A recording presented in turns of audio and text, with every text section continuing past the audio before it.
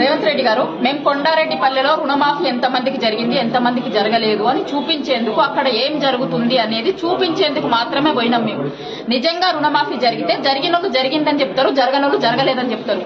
దానికోసం మీకు ఎందుకంటే అంత భయం? జర్నలిస్టులను ఆపాల్సినటువంటి అవసరం ఎందుకు వచ్చింది మీకు? మా మీద అటాక్ చేసిర్రు. అక్కడ మేము పోలీస్ స్టేషన్ కి పోయి కంప్లైంట్ ఇచ్చినాం. మధ్యలో ఫీడ్ కోసం ఆగి వస్తూ ఉంటే 2 బండ్లు మమ్మల్ని ఫాలో అయినాయి. మధ్యలో వెళ్దండి పోలీస్ స్టేషన్ కి వచ్చి ఆగడం జరిగింది. ఇక్కడ పోలీస్ స్టేషన్ లో కూడా పోలీస్ స్టేషన్లకి లోపలికి ఎంటర్ అవుతున్నప్పుడు చెయ్యి ఇట్లా నా మీదకి కొట్టడానికి వచ్చిండు. మేము మిమ్మల్ని ఒక్కటే అడుగుతున్నాం, రేవంత్ రెడ్డి గారు, మీ ఆడబిడ్డని, మీ ఇంట్లో నీ బిడ్డని, నా బిడ్డకి పెళ్లి టైంకి నన్ను లోపల పెట్టిరు, పోలీస్ స్టేషన్ లేచిరు, జైలు వేసిరు అన్నారు కదా. మీ బిడ్డ ఏజ్ ఉన్న పిల్లలమే కదా, మేమిద్దరం కూడా మీ బిడ్డ ఏజ్ ఉన్న ఆడబిడ్డలమే కదా. ఆడబిడ్డలకు ఇదా మీరు ఇచ్చేది? మీ ఇంటి ఆడబిడ్డకు ఒక రూలు, బయట ఆడబిడ్డలకు ఒక రూలా? మీరు రాష్ట్రం మొత్తంకి సీఎం కదా, మీరు రాష్ట్రానికి సీఎం కదా. ఆడపిల్లల్ని కాపాడాల్సినటువంటి బాధ్యత